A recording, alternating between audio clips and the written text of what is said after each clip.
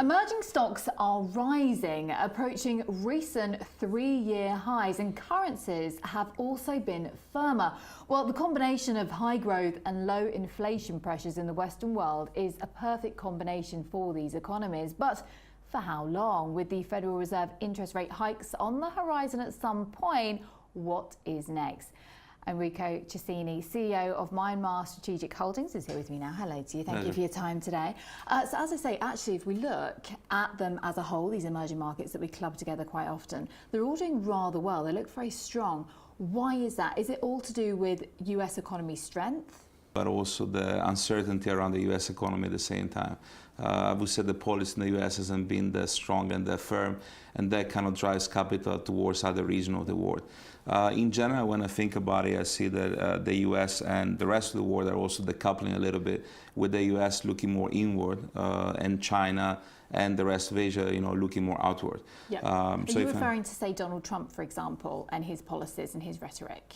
Correct, yes. I'm referring a lot, to the politics of the US administration, which is focusing more inward and creating American jobs than focusing more outward.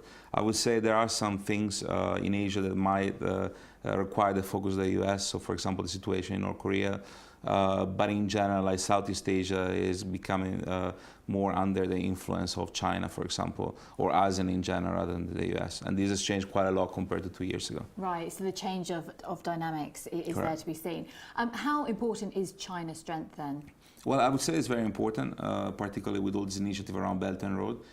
They are building a lot of infrastructure across Southeast Asia, and they're becoming a stronger commercial partner. I think from a micro perspective as well, I guess Chinese buyers have been very aggressive and very ready to close transactions, while I think in the US and Europe, people tend to be a little bit more cautious, and also they tend to look at more domestic projects rather than ASEAN project right now. Mm-hmm. And how important is the US dollar and the strength of that? It's important, but not that important, because I would say that there are so many opportunities on the ground. The people see, potential returns, in double digits, so they don't really look at that too much, but they look at the opportunity to build infrastructure and to build projects on the ground in frontier markets, particularly for Myanmar. And what are these frontier markets then? Is there ever going to be a new China, for example? I would say China is a lot bigger than a frontier market, and is probably today more of what they call growth markets in a way. I would say in terms of frontier markets, probably you're looking at Myanmar, you're looking at potentially North Korea if the situation resolves at some point. In terms of growth, I guess emerging markets, you're looking probably at Pakistan and Bangladesh, where people are investing money today. And where people see a lot of opportunities for growth. I would say China is already in a different league in terms of the size of the market, in terms of the development of the market. What about India, though? Could that ever compete? Well, it could compete potentially with China in a way, but I would say they definitely have a very different system. And I would say the China system right now favors growth probably more than the Indian systems. Mm-hmm. And just to conclude, I mentioned it at the very beginning, the US Federal Reserve is going to be hiking rates at some point. We don't know when. What's going to happen then? Because that's scary times for the emerging markets, because we know we see an exodus of cash. Well, I think people still don't have a very strong view as to whether it's going to happen or not. And I would say there is very long-term capital committed to countries like Myanmar.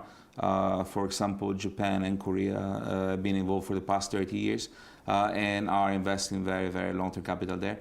And particularly Japan has very low interest, if not negative interest rates. So effectively they are deploying a lot of capital in Myanmar. And I don't think that the situation in the US will change dramatically the outlook of Myanmar. It might change slightly other, emerging or frontier markets, particularly when you look at Latin America, where I guess the risk is higher and the base from which you're starting is probably higher as well. Yeah, the likes of Brazil are very vulnerable, I think. Thank you very much indeed. Thank you for your time, Mr. Cecchini there. Thank you very much.